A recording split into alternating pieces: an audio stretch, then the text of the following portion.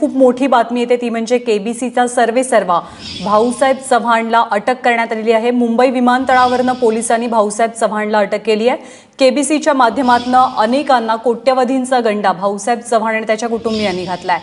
नितीन भालेराव आपल्या सोबत आहेत। नितीन, केबीसी घोटाळा काय आहे आणि कशी अटक झाली भाऊसाहेब चव्हाणला? ज्ञानदा, सर्वांना आपल्याला माहिती आहे की केबीसीचा जो भाऊसाहेब चव्हाण आहे त्याच्या अटकेकरता पोलीस गेले 2 वर्ष प्रचंड प्रयत्न करत होते। नाशिक जिल्ह्यातल्याच नव्हे तर महाराष्ट्रातल्या अनेक गुंतवणूकदारांना साधारणतः 350 ते 750 कोटीचा चुना लावून हा सद्गृहस्थ सिंगापूरला पळून गेला होता आपल्या बायकोबरोबर।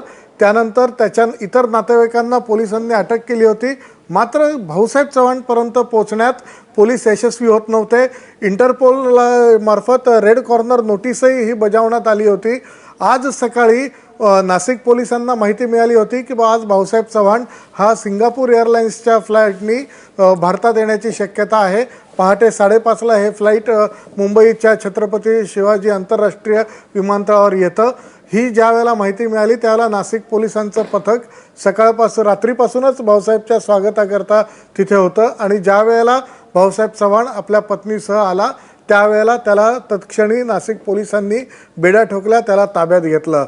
हा जो घोटाळा आहे केबीसीचा, त्याची जी व्याप्ती आहे ही नेमकी किती व्याप्ती आहे हे अद्यापही पोलिसांच्या लक्षात येत नाही, परंतु जे तक्रारदार आहेत आणि त्यांच्या तक्रारीवरून जी रक्कम याच्यात किती इन्व्हॉल्व आहे हे जर पाहिलं तर आत्तापर्यंत साधारणतः 350 कोटी रुपयाच्या आसपासच्या रकमा याच्यात गुंतल्याचं दिसून आलंय। परंतु अनेक असे अजून असे गुंतवणूकदार आहेत की ज्यांची अमाऊंट खूप मोठी आहे, त्या रकमेचा सोर्स त्यांना देता येत नाहीये, त्याच्यामुळे त्यांनी तक्रार केलेली नाही। आणि एकूण जर ही सगळी रक्कम आपण एकत्र केली तर ही जी आहे ती साधारणतः 950 कोटीच्या आसपास जाते असं आर्थिक गुन्हे अन्वेषण विभागाचं म्हणणं आहे। जे नाशिकचे DCP होते पंकज डहाणे, त्यांनी या संदर्भात मोठा तपास केला होता। रेड कॉर्नर नोटीस बजावण्यापर्यंत सगळी मजल मारली होती, मात्र आता नवीन आलेले जे अधिकारी आहेत त्यांनी धडाडी दाखवून भाऊसाहेब चव्हाणला हे ताब्यात घेतलंय। निदान आता भाऊसाहेब चव्हाणच्या मालमत्ता कुठे आहेत, त्याच्यानंतर त्या मालमत्ता विकून यांच्या काय गुंतवणूकदारांचे पैसे देता येतील का, सिंगापूरमधली त्याची मालमत्ता किती होती किंवा त्या कंपन्यांमधले पैसे परत भारतात आणता येतील का, या संदर्भातला सगळा जो तपास आहे, सगळे ज्या शक्यता आहे त्या आर्थिक गुन्हे अन्वेषण विभाग हे भाऊसाहेब चव्हाणकडनं पडताळून पाहत आहे।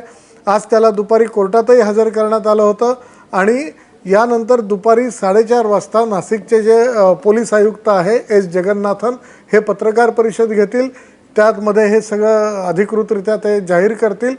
परंतु भाऊसाहेब चव्हाणची जी सिंगापूरमधली मुख्य संपत्ती आहे ती संपत्ती विकून किंवा त्या कंपन्यांमधली संपत्ती भारतामध्ये वळवून गुंतवणूकदारांना काही दिलासा देता येईल का, या संदर्भात प्रयत्न करण्याचं सर्वात मोठं आव्हान हे पोलिसांसमोर आणि गुन्हे अन्वेषण विभागासमोर असणार आहे।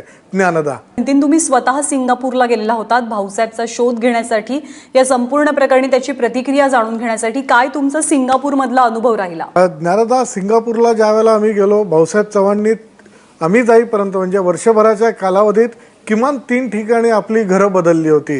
म्हणजे याच्यावरून हेही लक्षात येतं की भाऊसाहेब हा अतिशय चतुर होता, कुठेही एका ठिकाणी जास्त वेळ थांबायचं नाही, आपलं जी आयडेंटिटी आहे, आपली जी ओळख आहे ती कुठे फार येऊ द्यायची नाही, याकरता तो पुरेपूर प्रयत्न करत होता। आम्ही त्याच्या 3ही घरांमध्ये गेलो, तिथल्या लोकांशी बोललो, पण कोणी भाऊसाहेब चव्हाण बद्दल फारशी माहिती द्यायला। मी तुम्हाला थोडंसं थांबवते कारण नाशिकचे पोलीस आयुक्त जगन्नाथन सध्या आपल्या सोबत आहेत। जगन्नाथन सर, आपलं स्वागत आहे एबीपी माझामध्ये। कशी नाशिक पोलिसांनी ही सगळी कारवाई केली आणि भाऊसाहेब चव्हाणला बेड्या ठोकल्यात, आम्हाला जाणून घेण्यात उत्सुकता आहे। आज आपल्याकडे माहिती होते, आज सकाळी सिंगापूर एअरलाइन्स फ्लाईटनी येणार आहे म्हणून नाशिक पोलिसांना माहिती होतं, म्हणून आम्ही आपल्या टीमला तिथे पाठवलं। तिथलं इमिग्रेशन आणि सीबीआय कोऑर्डिनेट करून आम्ही त्यांना जसा ते उतरला इमिग्रेशन पास केल्याबद्दल त्यांनी आम्ही पकडलेलं आहे। सर, पुढची कारवाई कशी असणार आहे? खूप लोकांना कोट्यवधींचा गंडा घातलाय कारण भाऊसाहेब चव्हाणनं, पुढची कारवाई कशी आणि काय असणार आहे? पुढची कारवाई आता आम्ही ते तपासासाठी आम्ही पोलीस कस्टडी घेणार आहोत। कोणी पोलीस कस्टडी घेऊन त्यांचा सगळा तपास होईल. तपासमध्ये आणखीन काय असेट्स आणि किंवा पैसे त्यांच्याकडे असेल तर सगळं अटॅच करण्याची प्रक्रिया सुरू राहील. आणि ठेवीदारांना लवकरात लवकर ते पैसा त्या कानून कायद्याची प्रमाणे प्रोसिजर प्रमाणे परत करता येईल यासाठी आमच्या तपास या दिशेने राहील. हा सर, जेव्हा भाऊसाहेब चव्हाणला एअरपोर्टवरनं आपण अटक केली तेव्हा आणखी कोण कोण होतं भाऊसाहेब चव्हाण सोबत? भाऊसाहेब चव्हाण आणि त्यांचे मिसेस आरती भाऊसाहेब चव्हाण दोघांना मी ताब्यात घेतलेला आहे. यांनी काही वेषांतर वगैरे केलेलं, म्हणजे रूप बदलण्याचा प्रयत्न वगैरे केलेला का ऍज इट इज हे दोघं जण उतरलेले विमानतळावर? नाही, ते दोघी जण आले होते. आपला माहिती होता दोघी येणार आहे म्हणून. आमची टीम तयार होते तिथे, म्हणजे आम्ही घेतलं ताब्यात. आणि इंटरपोल रेड कॉर्नर नोटीस असल्यामुळे ते त्यांनी कोणत्या बाहेर जाऊ शकत नाही असा प्रकार, त्यांच्या ते इमिग्रेशन पार करून जाऊ शकत नाही असा परिस्थिती होता. तर आपला माहिती होता येणार आहे म्हणून आम्ही इमिग्रेशन ऑफिशियल सोबत कॉन्टॅक्ट मध्ये आणि कोऑर्डिनेट करून तसंच सीबीआय इंटरपोल हे लोकांची संपर्कमध्ये राहून आणि आपला टीम तिथे गेले आणि अटक केले दोघांना ताब्यात. जगन्नाथन सर, माझे सहकारी नितीन भालेराव सुद्धा सध्या माझ्यासोबत आहेत, त्यांना काही प्रश्न विचारायचे आहेत. नितीन. जगन्नाथन सर, भाऊसाहेब चव्हाण ज्या पासपोर्टवर प्रवास करत होता तो पासपोर्ट भारतीय होता का सिंगापूरचा त्याच्याकडे युनिक आयडेंटिटी नंबर आहे, सिंगापूरची सिटिझनशिप आहे, तर पासपोर्ट भारतीय होता का सिंगापूरचा होता त्याच्याकडे? मी ते त्याबद्दल आता खात्री करूनच सांगू शकतो. अच्छा, पासपोर्ट बद्दल मी खात्री करूनच सांगू शकतो. मी फक्त एवढं आम्हाला माहिती एवढं होतं कोणत्या फ्लाईटने येणार आहे. अच्छा सर, एक ताब्यात घेतलेलं आहे. एक शेवटचा प्रश्न की ज्या या सगळ्या घटनेमध्ये भाऊसाहेब चव्हाणनी जे चेक्स लोकांना दिलेले आहेत ते चेक्स हे अस्तित्वात नसलेल्या बँकेचे चेक्स आहेत. केबीसी बँक लिमिटेड असं एक त्याचं नाव होतं. त्यानंतर काही सर्टिफिकेट स्वरूपात आहेत आणि काही मेंबरशिप स्वरूपात रिसिट्स दिलेल्या आहेत की ज्या वेळेला तो जगात काही कुठे हॉटेल्स उभारेल त्यावेळेला या त्यांच्या ग्राहकांना त्या हॉटेल्समध्ये सवलतीच्या दरात राहण्याचं ते सर्टिफिकेट होतं. अशा वेळेला पोलिसांसमोर एक मोठं आव्हान आहे की या पैशाचं म्हणजे चेक्स बाउन्सच्या केसेस त्याच्या विरोधात होऊ शकत नाही, तर पोलीस हा संबंध आता कसा जोडणार आहेत या त्या सगळ्या गुंतवणूकदाराच्या पैशाचा आणि भाऊसाहेब चव्हाणनी जी टोपी लावली आहे या सगळ्याचा?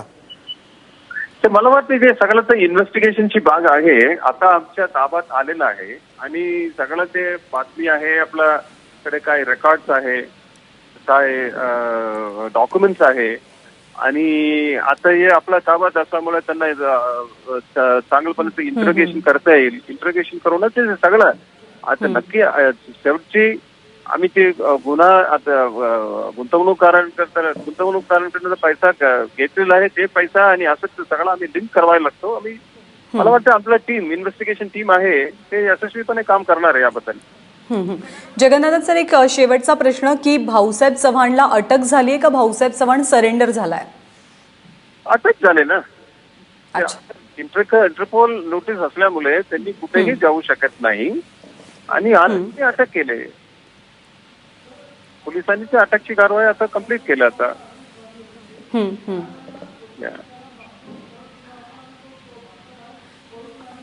सर, नितीन भालेराव एक शेवटचा प्रश्न विचारतायत. नितीन सर, मागच्या वेळेला सुद्धा भाऊसाहेब चव्हाणला ज्या वेळेला अटक झाली होती त्यावेळेला न्यायालयाने त्याचा पासपोर्ट परत देण्याचे आदेश पोलिसांना दिले होते आणि त्याच्या आधारे भाऊसाहेब चव्हाण सिंगापूरला पळून जाण्यात यशस्वी झाला होता. यावेळेला पुन्हा त्याची पुनरावृत्ती होणार नाही आणि गुंतवणूकदारांना त्याचे पैसे परत मिळतील अशी खात्री तुम्ही देऊ शकता का? नाही, आपला प्रयत्न तरी 100% प्रयत्न तेच आहे. ठेवीदारांना पैसा मिळाला पाहिजे यासाठी आमच्या तपासची ते प्रथम हे आहे दर्जा आहे हेच राहील.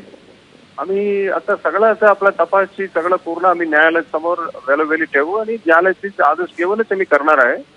आणि मला ते शंका वाटत नाही आहे ते याबद्दल. आपला आम्ही दुसरे केस करीत आहोत. आता मैत्रेयचे केस आता आपल्याकडे चालू आहे त्याप्रमाणे या केसला सुद्धा आपला भूमिका तेच राहील, तर ठेवीदारांना पैसा लवकरात लवकर कसा मिळावा याप्रमाणे आपला चौकशी, त्या दृष्टीने चौकशी राहील.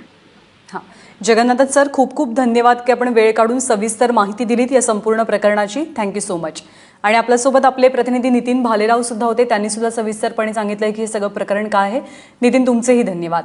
तर भाऊसाहेब चव्हाणला, ज्यानं केबीसीचा घोटाळा करून अनेक लोकांना कोट्यवधींचा गंडा घातलाय, त्याला अटक करण्यात आलेली आहे आणि आता ठेवीदारांचे पैसे लवकरच त्यांना परत मिळतील असं आश्वासन नाशिक पोलिसांच्या वतीनंही दिलं जात आहे.